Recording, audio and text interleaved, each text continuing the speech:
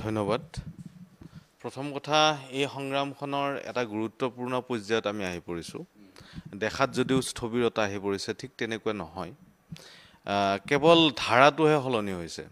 আমি যোৱা দীৰ্ঘদিন ধৰি যেতিয়া সংগ্ৰামত ব্ৰতী হৈ আছোঁ, আমি এটা কথা মৰ্মে মৰ্মে উপলব্ধি কৰিছোঁ যে যেতিয়ালৈকে ৰাজনৈতিক শক্তিসমূহক কৰ্মচাৰীসকল যে এটা ডাঙৰ শক্তি এইটো বুজাই দিব পৰা নাযায়, তেতিয়ালৈকে সমস্যা সমাধানৰ ক্ষেত্ৰত আগবাঢ়ি নাহে। সেইকাৰণে যোৱা দীঘলীয়া সময়ছোৱাত আমি বিভিন্ন স্তৰত আমি সলনি কৰিছোঁ আমাৰ আগবঢ়াৰ যিটো প্ৰক্ৰিয়া। আমি ৰাজপথত গৈছোঁ, সংগ্ৰাম কৰিছোঁ, তাৰপিছত আকৌ টেবুললৈকে গৈছোঁ, আলোচনা কৰিছোঁ। কিন্তু মূলতঃ বিষয় হৈছে যে আপোচবিহীন যিটো আমাৰ স্থিতি, যে OPS আমাক লাগিবই, সকলো শিক্ষক কৰ্মচাৰীৰ ক্ষেত্ৰত পুৰণি পেঞ্চন ব্যৱস্থা পুনৰ প্ৰৱৰ্তন কৰিবই লাগিব, এই কথাটোৰ দ্বিতীয় কোনো এটা মানে চিন্তা আমি আনা নাই আৰু অনাগত সময়লৈকেও নানিম। কেৱল তাৰ ধাৰাটো সলনি হৈছে। প্ৰথম আমাৰ চেষ্টা আছিলে যে অসমত প্ৰায়ভাগ শিক্ষক কৰ্মচাৰীৰ ক্ষেত্ৰত শিক্ষক কৰ্মচাৰীয়ে NPS বিষয়টোক জনা নাছিলে, OPSৰ কেনেকুৱাকৈ সুবিধা আছিলে সেইটো জনা নাছিলে। সেইটো এতিয়া ক'ব লাগিলে যে অসমৰ প্ৰান্তে প্ৰান্তে থকা প্ৰতিজন ব্যক্তিয়ে, অকল কৰ্মচাৰী শিক্ষকে নহয়, ৰাজনৈতিক শক্তিসমূহে, সাংবাদিকসকল, বুদ্ধিজীৱীসকল সকলোৱে NPSৰ আৰু OPSৰ বিষয়ত ভালকৈ জানিছে। দ্বিতীয় কথাটো হৈছে যে লাহে লাহে সলনিৰ এটা প্ৰক্ৰিয়া আৰম্ভ হৈছে, যিটো হয়তো আমাৰ কাৰণে এক ইতিবাচক। সেইকাৰণে কিছু ক্ষেত্ৰত সময়ো দিব লাগিব। আমি নিজে 15 বছৰ 16 বছৰ শুই আছিলোঁ আৰু যোৱা এই কেইবছৰমানত হোৱা প্ৰকৃতপক্ষে আমাৰ 2019ৰ পৰাহে সংগ্ৰামখন আৰম্ভ হোৱা বুলি ক'ব পাৰি, যদিও আমি 2017ৰ পৰা সংগঠিত হৈ আছিলোঁ। 2019ৰ শেষৰ ফালে আৰু 2020ৰ পৰা যিটো সংগ্ৰামৰ লাহে লাহে সলনি হোৱা দেখা গ'ল। গতিকে আমি বিভিন্ন পক্ষক আমি সময়ো দিছোঁ, যাতে তেওঁলোকে ক'ব নোৱাৰে যে আমি কৰ্মচাৰীবিলাকে বাৰে বাৰে তেওঁলোকক অস্বস্তিত পেলাই আছোঁ। আচলতে অস্বস্তিত পেলাই আমি এই সংগ্ৰামখন জয়ী হ'ব পাৰিম বুলি ভবা নাই। সেইকাৰণে সকলোৰে সমিল মিলত এই সংগ্ৰামখন জয়ী হ'ব পাৰিম বুলি ভাবিছোঁ। আৰু তাৰে ৰূপ হিচাপে আমি যিটো কৰি আছোঁ, এই কৰি থকাৰ কাৰণে আন এটা বিষয়ত আমি অকণমান স্থবিৰতা আমি দেখুৱাইছিলোঁ, এইকাৰণে যে যোৱা এবছৰ 1.5 বছৰ ধৰি বিভিন্ন প্ৰতিষ্ঠিত কৰ্মচাৰী সংস্থাসমূহে, শিক্ষক সমূহে নহয় কিছুমানে নিজস্বভাৱে এই সংগ্ৰামখনক আগুৱাই নিয়াৰ কাৰণে তেওঁলোকে ঘোষণা কৰিছিলে। আমি সেইকাৰণে চাব বিচাৰিছিলোঁ যে তেওঁলোকে কি হিচাপত আগবাঢ়ি যায়। কিন্তু এতিয়ালৈকে যিহেতু পৰিলক্ষিত হোৱা নাই, আমাৰ কাৰ্যসূচী একেই আছে আৰু আমাৰ সংগ্ৰামৰ ধাৰা অলপমান সলনি হৈছে। কিন্তু এতিয়া ভাবিছোঁ যে এই সংগ্ৰামখনক অধিক ত্বৰান্বিত কৰি আমি ৰাজনৈতিক ক্ষেত্ৰখনত যিটো আমি এটা যুঁজ দিয়াৰ নিচিনা হৈছে, আমি নিজে ৰাজনীতিত নাথাকিও আমি ৰাজনৈতিক যে শক্তি হয়, কৰ্মচাৰীসকল যে এটা ডাঙৰ শক্তি, ৰাজনৈতিক ক্ষেত্ৰত যে ওলট পালট কৰি দিব পাৰে, এই বিষয়বস্তুটো আমি যোৱা সময়ছোৱাত আমি উপলব্ধি কৰাইছোঁ, যিসকলে জানিব লাগে। গতিকে মই ভাবোঁ অনাগত সময়ত আমাৰ এই সংগ্ৰামখন তীব্ৰতৰ হ'ব, কিন্তু তীব্ৰতৰ কৰাৰ যিটো মানে প্ৰক্ৰিয়া হ'ব, সেই প্ৰক্ৰিয়াটো বেলেগ বেলেগ সময়ত বেলেগ বেলেগ ধাৰা হ'ব। আৰু সেইকাৰণে মই কওঁ যে যদিও দেখাত স্থবিৰতা হোৱা যেন লাগিছে, কিন্তু স্থবিৰতা হোৱা নাই। অহা আমি আগষ্ট মাহত এক অধিৱেশন পাতি আছোঁ। এই অধিৱেশনত এই গোটেইখিনি পুংখানুপুংখ আমি আলোচনা কৰিম আৰু ইতিমধ্যে আমি বিভিন্ন প্ৰক্ৰিয়াৰ যোগেদি, বিভিন্ন কাৰ্যসূচীৰ যোগেদি চৰকাৰৰ ওচৰ চাপিব চেষ্টা কৰিছিলোঁ, ওচৰ চাপিছোঁ আৰু তেওঁলোকক আকৌ সৈমান কৰাব চেষ্টা কৰিছোঁ যে কৰ্মচাৰীসকলক OPS নিদিলে ৰাজনৈতিক ক্ষেত্ৰখনত ৰাজনৈতিক দলসমূহক, ৰাজনৈতিক শক্তিসমূহক কিন্তু বৰ বিপাঙত পেলোৱাৰ এটা অৱকাশ আছে। ধন্যবাদ।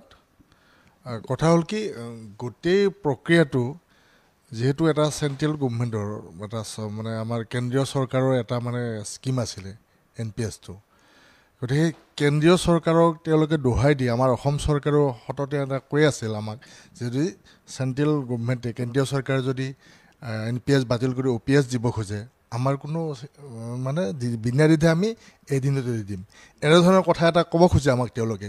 কিন্তু আমি জনাত যে যদিও চেণ্ট্ৰেল গভমেণ্টে এইটো NPSৰ স্কিমটো আনিছিল, কিন্তু এইটো মানে ষ্টেট গভমেণ্টে নিজাকৈ লোৱাৰ তেওঁলোকৰ OPS দিয়াৰ মানে অথৰিটি থাকে বা তেওঁলোকে দিব পাৰে।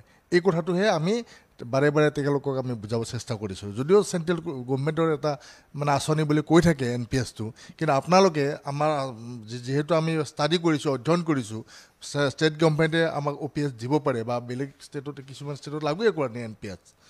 যেনেকৈ আপোনাৰ ৱেষ্ট বেংগলতো তেওঁলোকে NPS-ৰ নামেই নুশুনিলে NPS-ৰ কোনো কাৰণে প্ৰৱেশ কৰিব নিদিলে এতিয়াও OPS চলি আছে গতিকে সেই কথাটোৱে আমি বাৰে পাতি আমাৰ মুখ্যমন্ত্ৰী ডাঙৰীয়াক আমি ক'বলৈ চেষ্টা কৰিছোঁ চৰকাৰক ক'বলৈ চেষ্টা কৰিছোঁ আৰু শেহতীয়াভাৱে আমি যদিও ইয়াৰ আগতে আমি বিভিন্ন ৰাজনৈতিক দলৰ লগত জড়িত হ'ব মানে বুজাবলৈ চেষ্টা কৰিছিলোঁ তেওঁলোকে আমাক সঁহাৰি জনাইছে কিন্তু শেহতীয়াভাৱে আমি মন কৰিছোঁ যে আমাক শাসকীয় দলেও যেন অকণমান গুৰুত্ব দিছে এই কথাটো আমি অনুভৱ কৰিছোঁ কাৰণ সৌসিদিনা আমাক মাননীয় মুখ্যমন্ত্ৰী মহোদয়ে আমাক মাতিছে আলোচনা কৰিছে আমাৰ লগত খুব কম সময় আলোচনা কৰিছে কম সময় আলোচনা কৰিলে আমাৰ দাবীসমূহ আমি যিখিনি ক'বলগীয়া আছিল সেই ক'বলগীয়াখিনি আমি তেওঁলোক কৈছোঁ আৰু তেওঁ ভালকৈ শুনিছে আৰু তেওঁ আমাক আমাৰ সভাপতি মহোদয়ে কৈছে 9 তাৰিখৰ যিখন অধিৱেশন আমাৰ পাতিম বুলি মনস্থ কৰিছোঁ এই অধিৱেশনত তেওঁ আহিম বুলি আমাক কথা দিছে গতিকে সেইকাৰণে আমি আশাবাদী আমি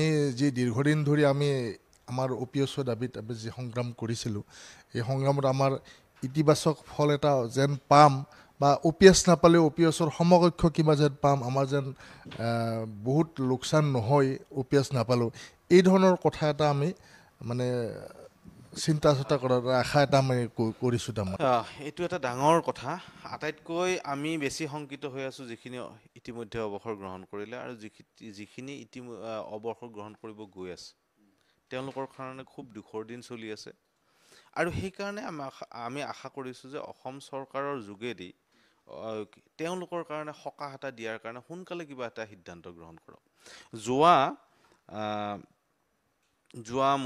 যিমান দূৰ মোৰ মনত পৰে ডিচেম্বৰ জানুৱাৰী মাহত মাননীয় মুখ্যমন্ত্ৰী মহোদয়ে ঘোষণা কৰিছিলে যে 2005 চনৰ আগতে 2005 চনৰ আগতে যিবিলাক নিয়োগ প্ৰক্ৰিয়া আৰম্ভ হৈছিলে আৰু পৰৱৰ্তী সময়ত 2005 আৰু 2005ৰ পিছৰ পৰ্যায়ত কৰ্মচাৰীসকল আচলতে নিয়োগ হৈছিলে তেওঁলোকৰ ক্ষেত্ৰত OPS পুনৰ ব্যৱস্থা কৰিব বুলি কৰিছিলে এইটো আমি খুবেই আশা কৰিছিলোঁ যে সোনকালে হওক আৰু সেইকাৰণে আমি কিছু ক্ষেত্ৰত আমি মনে মনে থকাৰ নিচিনা হৈছিলে যিমানে পায় সিমানে ভাল কাৰণ যিসকল ব্যক্তি 2005ৰ কথা কৈ আছে আৰু যিসকল শিক্ষক বেছিভাগে শিক্ষক 2013ত OBB টিচাৰ আছে মনোনয়ন কমিটি টিচাৰ আছে আপোনাৰ 2018ত 2017ত এনেকুৱা বিভিন্ন প্ৰভিন্সিয়েল এজৰ টিচাৰবিলাক আছে বাকী বিলাকো আছে কিন্তু কম আছে শিক্ষকতকৈ বাকীসকল এইসকলে যদি সকাহ পায় নহয় ইয়াতকৈ ডাঙৰ এটা উপলব্ধি নাথাকিব আমাৰ তেওঁলোকক যদি আমি জাষ্টিছ এটা দিব পাৰোঁ নহয় আমাৰ গোটেই সংগ্ৰামখনৰ কিন্তু